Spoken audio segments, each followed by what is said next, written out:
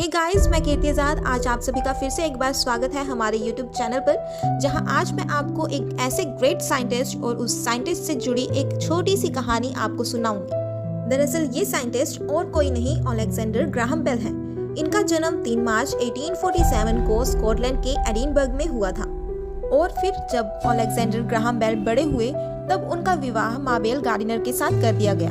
दरअसल Mabel Gardiner सुन नहीं सकती थी। ग्राहम बेल और माबेल को आपस में बातें करने में बहुत दिक्कत होती थी, पर फिर जैसे जैसे समय बीतता गया वो दोनों आपस में इशारों में बातें करना सीख गए। एक दिन जब ग्राहम बेल इशारों में माबेल के साथ बातें कर रहे थे, तभी अचानक उनका ध्यान अपनी पत्नी के कानों पर गया।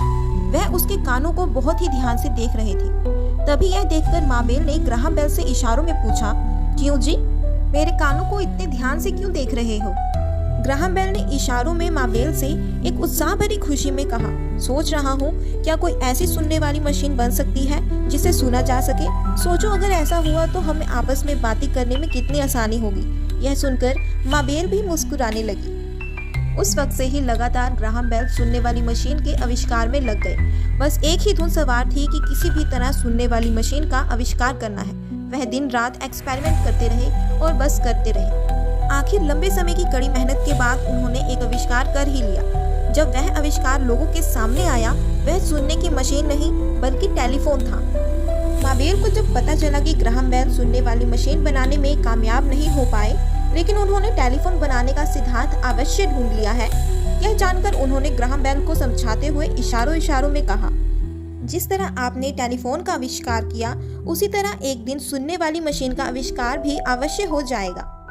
अलेक्जेंडर ग्राहम बेल ने 1870 में टेलीफोन का आविष्कार किया, जिसके बाद उन्होंने 1876 में टेलीफोन का पेटेंट हासिल करने के बाद 1877 में ग्राहम बेल ने बेल टेलीफोन कंपनी की शुरुआत की, जो 1885 में American telephone and telegraph company का हिस्सा बन गई, जिसे AT&T भी कहा जाता है।